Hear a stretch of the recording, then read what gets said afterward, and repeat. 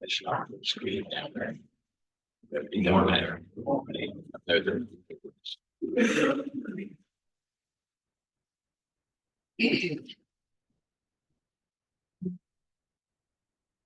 Does everybody who would like one of these have one of these?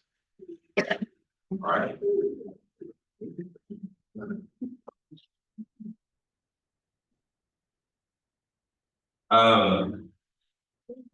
If you're visiting, these are going to be a means of following the lesson. They're blank on the inside, little fill in the blanks, where you can take notes easily, and also make your own personal notes on the other side and on the back.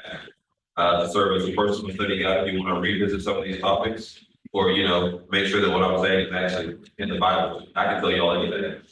I won't, but I could. Great to see everybody here this morning. Could have chose to be anywhere in the world, could have chose to be here, and I'm glad you're here. So we have another one of these that's floating around here somewhere. So if you see one of these pointers that has a laser on it, this is oh yes. The other laser is green. I happen to have this one in my backpack, but we have another one that's better than this one. So if you see it, just kindly return it to the pulpit, and I'll use it next week. All right, everybody got one? All right. Every morning I get up, my alarm goes off at 5 a.m. And one of two things happen. So at 5 a.m. my alarm will go off, and I'll hop right up and I'll get dressed, go downstairs, and I will begin the process of getting myself out the door the next 10 minutes or so and getting to the gym by 5:25 or so. And I'll do that every morning. So that's the first thing. I'll right up. Some mornings I feel just very energetic. I feel like I'm ready to go. And I know exactly what's going to happen. It's the same routine every single day. But sometimes, every once in a while, the alarm will go off. And I'll wake up and I'll roll over and I'll grab my phone and I'll kind of touch some buttons. I don't even know what I hit, but it will stop. And when it stops, I'll sit down and I'll fall back asleep. And I didn't even know I fell asleep until about 8 minutes later, the snooze alarm will sound again. And so here I am waking up thinking, oh no, I'm late for school. But I'm not, I don't have anywhere to be in particular. And I hit the alarm and then I'll check all my notifications, all those things. Then I'll get dressed, go downstairs, and the same old, same old. But one thing that's going to happen every single morning, regardless of when the alarm goes off, before I leave the house, I'm going to drink my pre-workout every morning. That's supposed to be, it's supposed to say pre-workouts. I drink my pre-workout. I drink this stuff called C4. I'm not sure if it's good for you. I don't know, but it does what it's supposed to do for me, which has helped me to have a little bit more energy. It helps with a little bit more pump in my muscles whenever I'm lifting. It gives me a little bit more stamina whenever I'm running, so on and so forth. It is a great thing to help me go into this morning and get into this workout. Without it, I would more than likely go to the Y, sit down on the basketball in the gym on the basketball court, and fall back asleep. But nonetheless, I'm able to get going because of this pre-workout. This is life. Our life is a workout in and of itself. The life that we live is a workout. And if we plan on working through this life and all things working out in this life, sometimes just to get us going every morning, we need something that's going to serve as a pre-workout for us. Maybe it's your morning coffee. I don't drink coffee. I probably can benefit from it. I get tired every once in a while.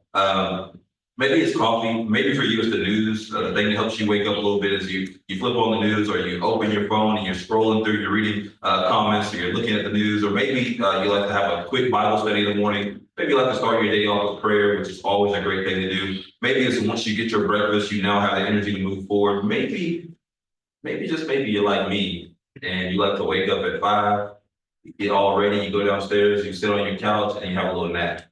And then you get up and you actually start your day. That's the best pre-workout sometimes. But nonetheless, we have these things and routines in our lives that help prepare us for the day, whatever they may be, and we all need those. But in concerning the life that we live, if we're going to be prepared to live this life, the Christian life, or just life in general, there are certain things that we will need to do in preparation, or be prepared for, rather. First of those things, I don't think we're going to have any clicking.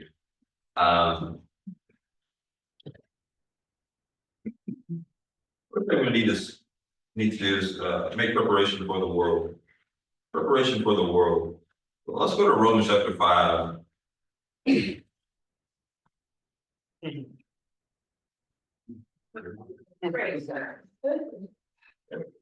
if it works though.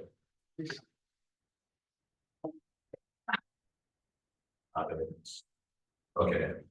We're saved. Make preparation for the world. What pre-workout can we take to prepare us for this world? And this is a great question. What can I drink? What can I eat? What can I study? What can I digest to make me ready for this world? We have to be those who are prepared for the sin of this world. Romans chapter 5, we'll look at verse 12.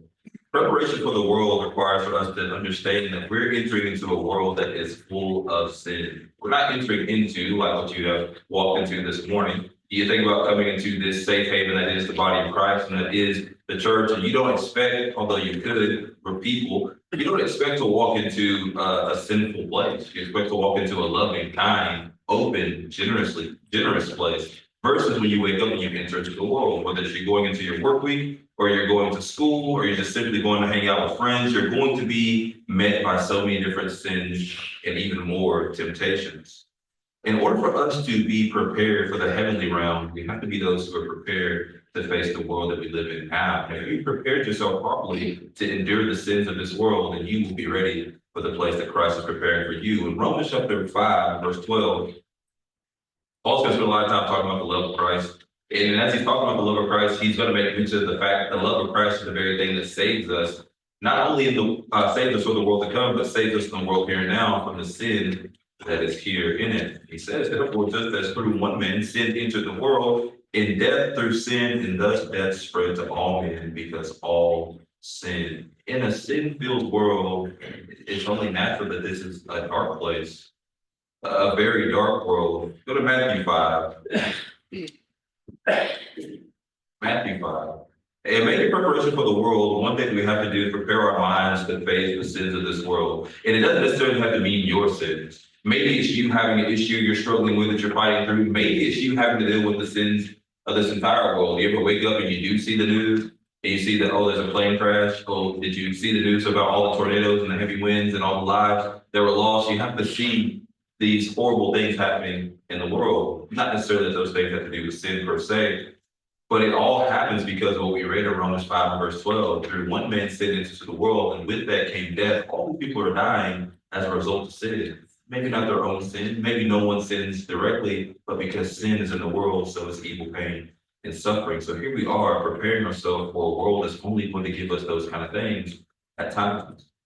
In Matthew 5 and verse 14, it lets us know that this world can get very, very dark. With the world being what the world is, and sin being in this world, we know that this world can be very dark. And it being very dark, we want to remember that there's one way for us to get out of that darkness, and that's going to be John chapter 1. In verse 4, we're reminded in John chapter 1 and verse 4, I know you're not there, stay in Matthew 5 verse 14, but in John chapter 1 and verse 4, we're reminded that Jesus Christ is the light. First it says that in him was life, and that light was the life of men. And we're going to be possessors of that. In Matthew 5, verse 14, Jesus says, you are the light of the world. You are the light of the world. The city that is set on a hill cannot be hidden. If you drop down to verse 16, he goes on and says,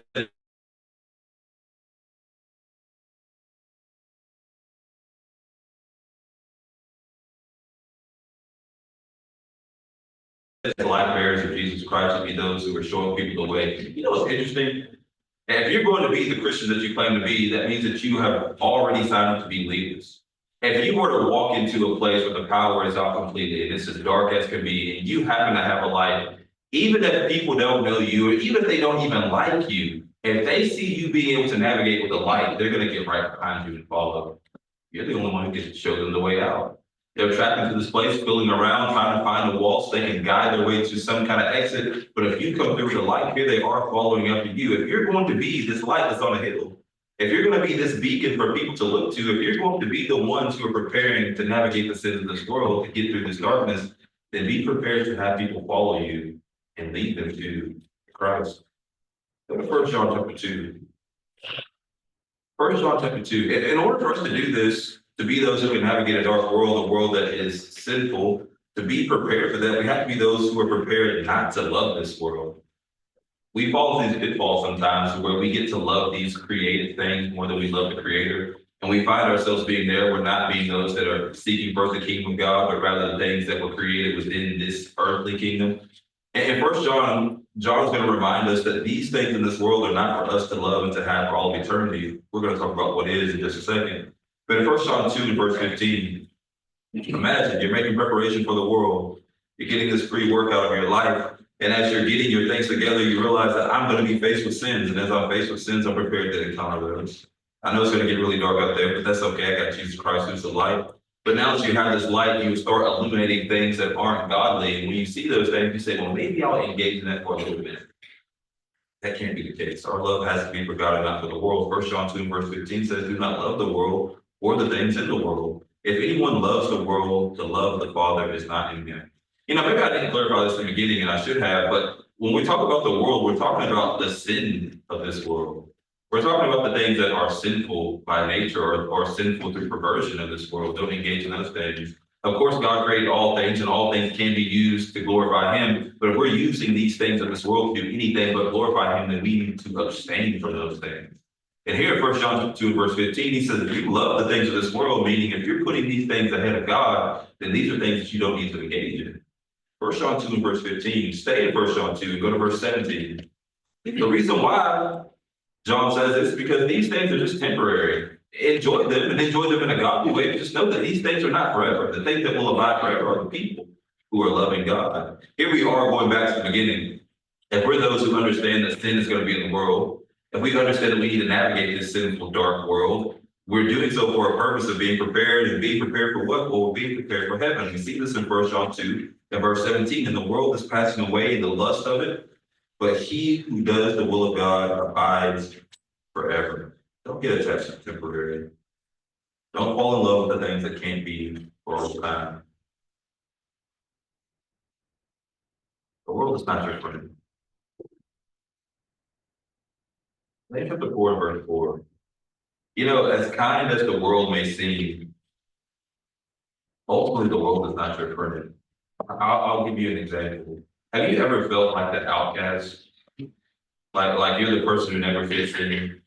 Maybe, especially when you come around these people, maybe you find yourself not fitting in so well with the church, and you feel like the church is always kind of putting you on the outskirts, and now you're this fringe Christian. You can't quite find your niche or find your groove with the people who are meeting here, but when you find yourself in other social groups and other communities in the world, you always feel like you're at home.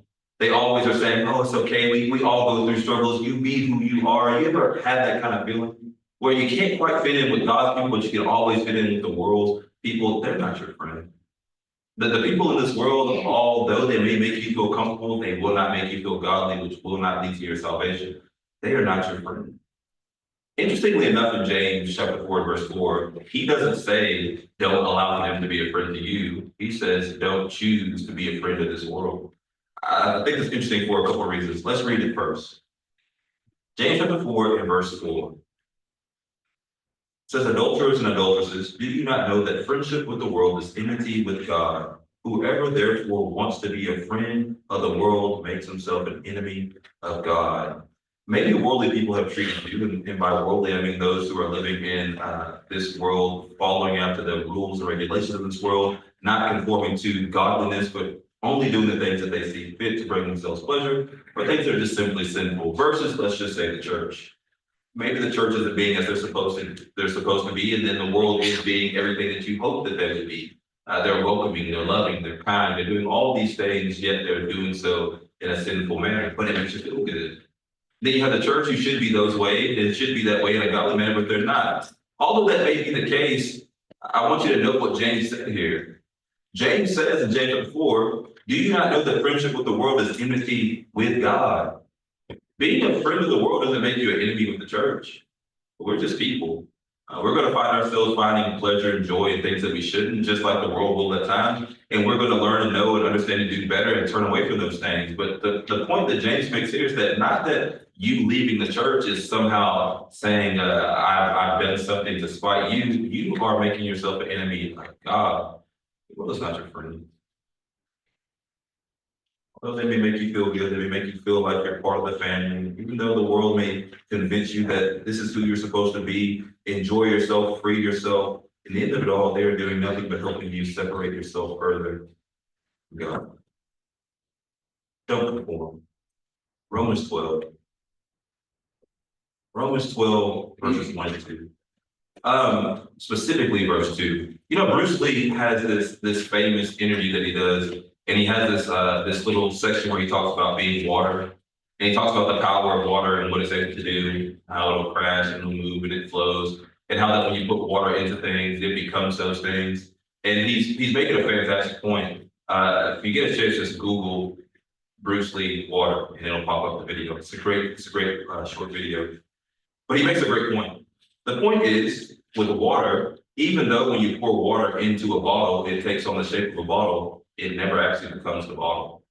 If you were to pour us into the world, even though we may take on the shape of the world, you look at me, someone say, man, he looks pretty worldly. He looks like everybody else looks in the world. Of course I do. Why wouldn't I? We're all made in the image of God. But maybe even the way that I dress, maybe the way that I talk, all those things may be true. I look very much so like the world, maybe even sound like the world to a degree, but I am still not the world. The reason why is because I've been poured into the world's not being poured into me. Take a look at Romans chapter 12, verses 1 and 2. This is Paul's point. Paul says, not that you can't live amongst these people, not that you can't even be friendly with them, it's not that you can't show love towards them or mingle with them, it's that you can't become like them. God was never saying that you can't marry those. If you go back into the old law, when he was telling his people not to marry those who were Gentiles, he wasn't saying because there was something different about you as a people, but he was saying these are the kind of people who could lead you away from me. It's not that I care about who they are or what they look like, but the way in which they're living their lives, they're doing so in such a way that has separated themselves from me. In Romans 12, 1 and 2, Paul says the same. He says, I beseech you, therefore, brethren, by the mercies of God, that you present your body a living sacrifice, wholly acceptable to God. Okay, let me stop there for a second. I'm going to make the point that we're talking about here in preparation for the world in the second verse, but I don't want to just fly past verse 1. Paul says, I beseech you, therefore, brethren, by the mercies of God, all the things that have allowed you to make it to this point, God being long-suffering, God being merciful towards you. If you read chapters 1 through 11, whenever Paul gets here to chapter 12, he's saying, based on all the mercies I just talked to you about for the past 11 chapters, I need y'all to be living sacrifices. What's interesting about that is he's saying, I need you to be a sacrifice that comes to the altar of God completely alive, and you stay alive, but you also remain at that altar. Always making sacrifice to God over and over and over and over again, living sacrifice for God. This is what's going to be holy and acceptable to God, which is your reasonable service. The word reasonable in the original text literally means of the word. This is literally what the word requires of you, and you're fulfilling that. Your reasonable service. Verse 2. And do not be conformed to this world, but be transformed by the renewing of your mind, that you may prove what is that good and acceptable and perfect will of God. Do not be conformed to this world. Don't allow for yourself to say that I'm going to abide by the rules of this world, by the statutes of this world, by the laws of this world. We're not talking about laws of the land, but even when we are talking about laws of the land, you keep those that are going to allow you to glorify God. If they ask you to do anything other than that, then you can't keep those things. Paul said you're not going to conform yourself to the thinking of the people in this world unless they are the people of God. But be transformed by the renewing of your mind, that you may prove what is good, what is that good and acceptable and perfect will of God. Go to Acts chapter 17. If we're making preparation for the world, if this life is going to be our workout, and we're saying, man, I need some pre-workout, so I'm going to make preparation. What am I preparing myself for? I'm preparing myself first and foremost for the world. What's happening in the world that I need to be prepared for? Well, first of all, sin is in the world. Sin is going to bring us from death. So you're going to face a lot of very hard things. It's going to get dark because sin is going to bring us darkness, and we're trying to be removed from that darkness into God's marvelous light. It's a wit that we have to be those who can navigate with the light that is Jesus Christ. And we do this by not falling in love with the world and understanding that these things are temporary and it's not our friend. So we won't conform ourselves to it, but instead, we'll turn it upside down. Acts 17 and verse 6.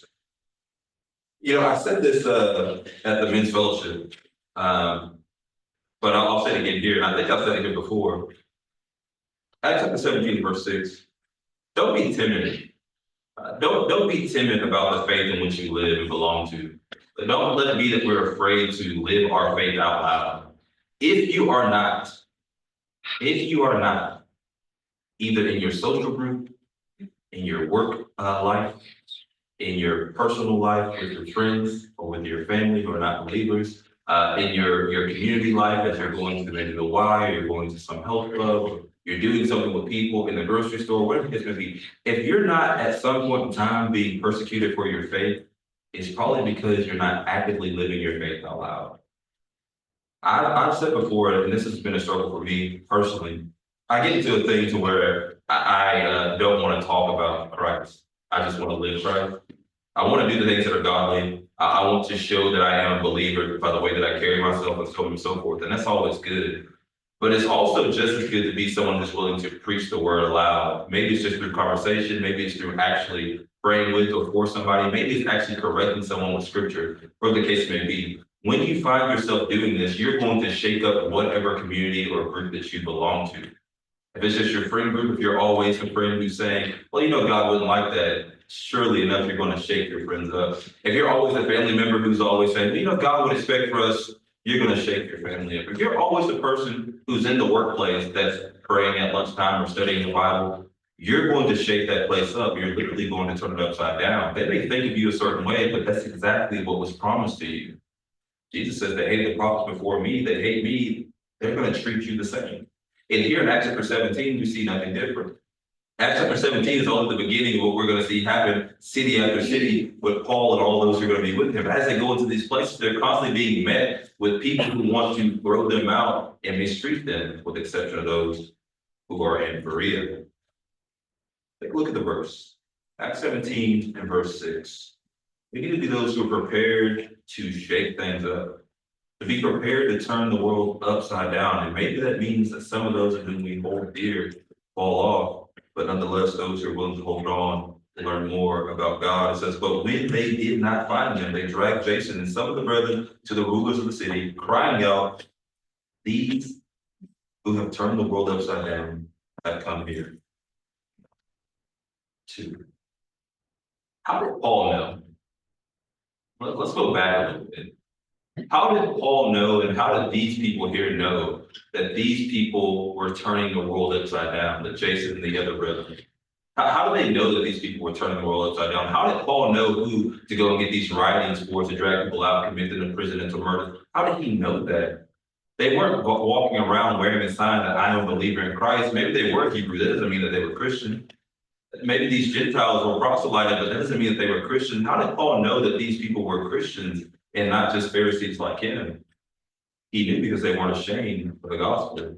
This is where he's going to learn from. All those people I used to try and kill or have thrown into prison, they weren't ashamed of the gospel of Jesus Christ. And here I am, Jesus saying, when he writes to the Romans 1, verse 16, prepare yourself for the world that you're about to enter into. If you know that this life we live is a workout in and of itself, that before we start this workout, let it be that we prepare ourselves properly. We have to be those who are making preparation for tomorrow. I only want to go to one verse here, one section of verses. James chapter 4. James 4, 13 through 15. James 4, 13 through 15.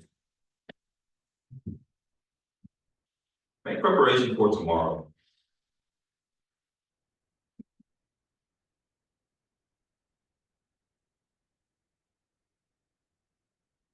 Read the verses. In James 4, 13 through 15, it says, come now, you who say today or tomorrow, we will go to such and such a city, spend a year there, buy and sell and make a profit.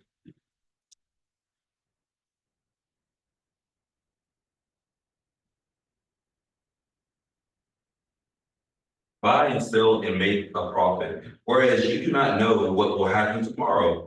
For what is your life? It is even a vapor that appears for a little time and then vanishes away. Instead, you ought to say, if the Lord wills, we shall live and do this or that. Okay. Something we may read through and read past and not even take into consideration when making preparation for tomorrow.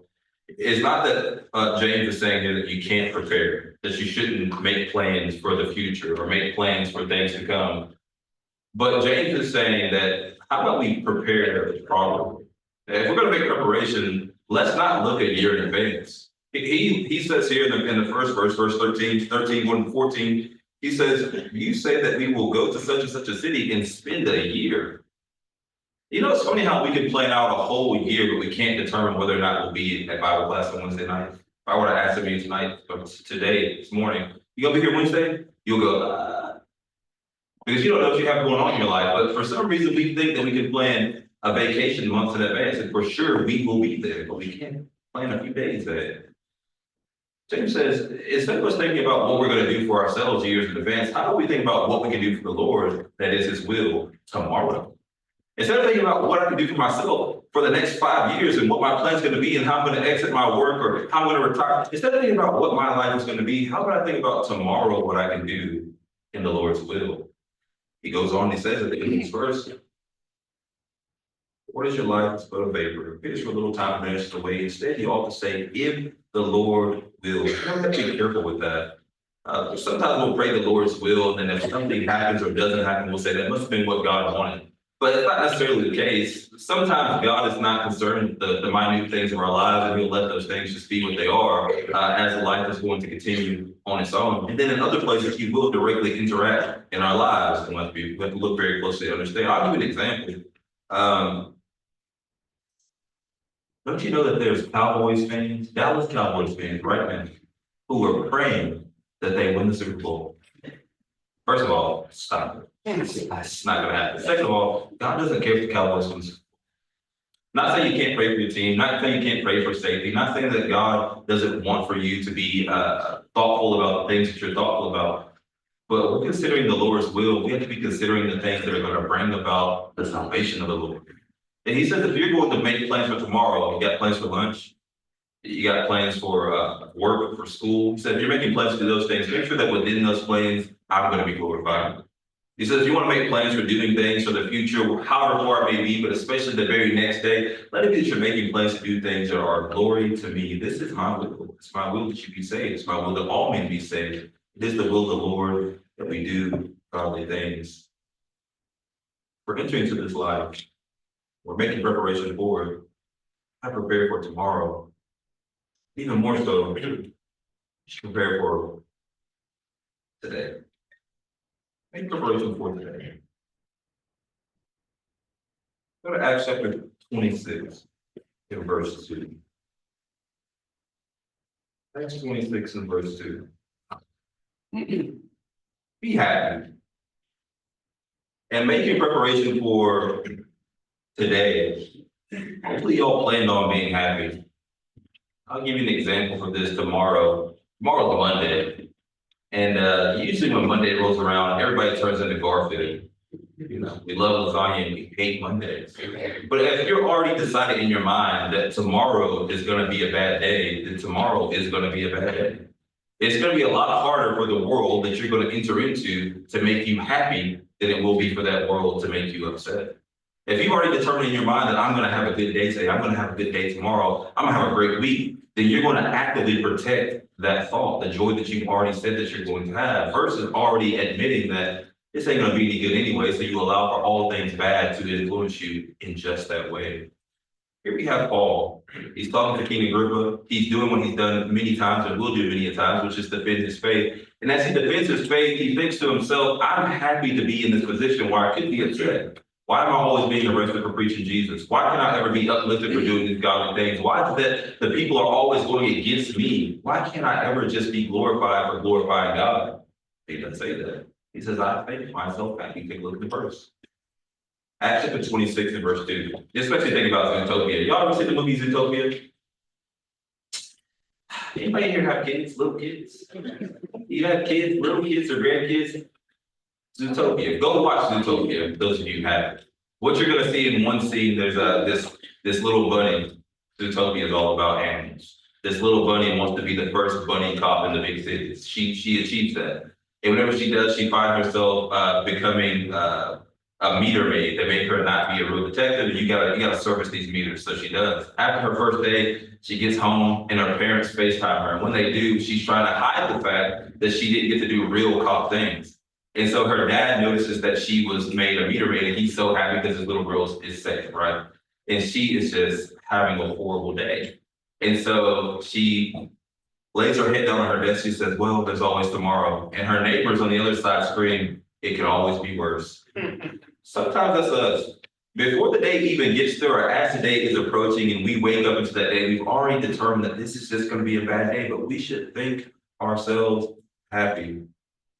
Acts 26 and verse 2 says, I think myself happy, King Agrippa, because today I shall answer for myself before you concerning all things of which I am accused by the Jews. Today, you get to decide whether or not you're going to let people affect you with their words, whether or not you're going to let someone steer you away from your salvation, whether or not you're going to allow for someone to make you angry to the point of sin.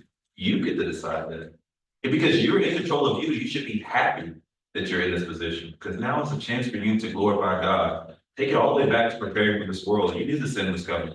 You knew it was going to be dark. You knew you didn't love this world. You knew you weren't going to conform to it. Now you should know that you can be happy in these hard situations. I make myself happy. 2 Corinthians chapter 6. Today is the day. You may say today is the day for what? Today is the day for everything. Whatever it is that you were thinking that you would do and you wanted to do and you asked God's will in doing those things, today is your time to do it. Maybe you're thinking today is the day that I'll repent. Today is the day that I'll return back to the church. Today is the day that I'll return back to God. Today is the day that I'll have that hard conversation with that brother or sister that I've been at odds with for the last 5 years. Today is the day in which I'll talk to my spouse about that hard thing we've been discussing. I really did get this off my chest. Today is the day in which I will do the needful thing. Today is the day of salvation. You know, I mentioned all those things before we get to salvation because all those things affect your salvation. If you can't take care of those things today, then you have forfeited your salvation. In 2 Corinthians 6 and verse 2, 2 Corinthians 6 and verse 2 says, for he says, in an acceptable time I have heard you, and in the day of salvation I have helped you. Behold, now is the accepted time. Behold, now is the day of salvation. All of us need a pre-workout. All of us have to get ourselves up and ready to face the day. And there's about 1 million things that people can do to help prepare themselves for the life that they are living. Make sure that as you're making preparation, you're preparing for the right things. All of us live in this world. There's no escaping that. Just because you live in this world doesn't mean you have to become this world. Allow for yourself to be poured into this world, making change, being a shining light, a bright spot for people to find their way to be led to the Christ, as opposed to allowing this world to pour into you and change who you are by nature. Let it be there for those who are preparing for tomorrow. Today has already started and you already are on your way, but when tomorrow starts to approach, just know that tomorrow will never come. Because as soon as tomorrow is here, we will be those who are hopefully prepared for today, because today is the day which we will think ourselves happy, the day that is for salvation. So maybe you're here this morning. You'd like to put on Christ. You'd like to be baptized into Christ. We can help you with that. Maybe you'd like to repent of your past sins. Maybe you'd like more study. Maybe there's any number of other things that we can help you with. And by me, I mean myself, the elders, or anybody else in here that you feel comfortable talking to. All of your brethren love you. All of them want to edify you. All of them want to encourage you or be encouraged by you. So take the chance that you have here this morning to have that done. So if you have any need, make it known as we stand. And as we stand.